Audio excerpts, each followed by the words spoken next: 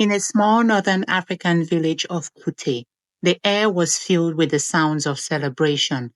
Today is the long awaited wedding day of beautiful Amal and handsome Yusuf. Amal is filled with joy and looked absolutely beautiful with long dark hair and almond shaped brown eyes.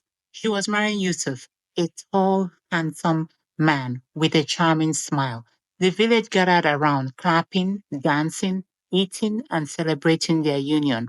As the day's festivities came to an end and the night drew darker, the couple retired to their small, quiet house. However, after a few hours, Amal woke up to find Yusuf missing. His clothes and his shoes were gone.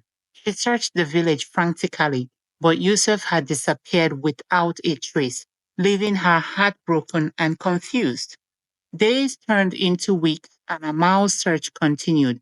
A few villagers offered comfort, but had no answers as this disappearance was very strange. Where had Yusuf gone? And why would he leave on their wedding night? Amal's once bright smile faded, and her days became consumed with the mystery of her husband's disappearance. People mocked her in the streets when she walked by, saying, "Look at that bride that drives grooms away. Only Lord knows why that man abandoned her on their wedding night, the most important night of their marriage." Amal could not hold her head up high in the street anymore. In fact, she avoided going out as much as possible. She would shop for groceries late in the evening when she could cover her face and avoid anyone recognizing her in the street. After 6 months had passed, one evening, as Amal was resting at home, she heard a knock on her door. She opened it to find Yusuf standing there, but he wasn't alone. Standing beside him was a beautiful mute woman. Yusuf smiled nervously, introducing her as his second wife, Miriam. Miriam? Haba, Yusuf. Why did you leave on our wedding night? Did I do something wrong? And why are you now with a new wife? I don't understand. Yusuf went on to explain to her in hushed tones that many years ago he had owed a lot of money to Miriam's father, and being an influential man, he had requested that Yusuf marry his deaf daughter, as it will be hard for her to find a suitable groom due to her disability.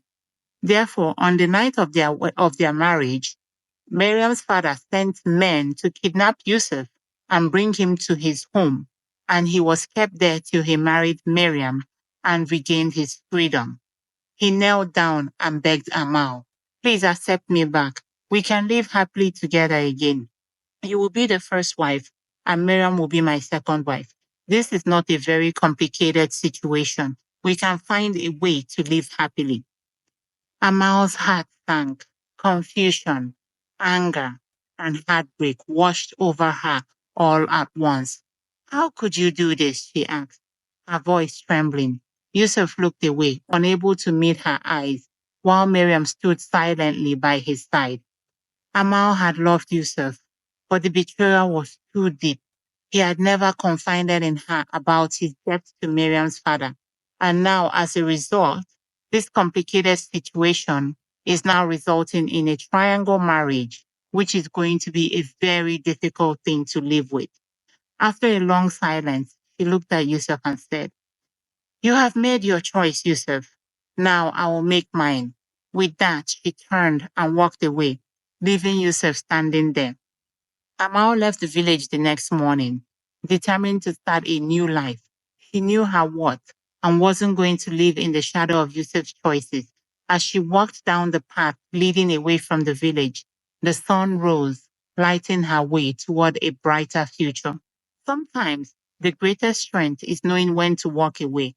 Amal's story reminds us that we deserve love, respect, and a future filled with hope. And for Amal, that future was just beginning.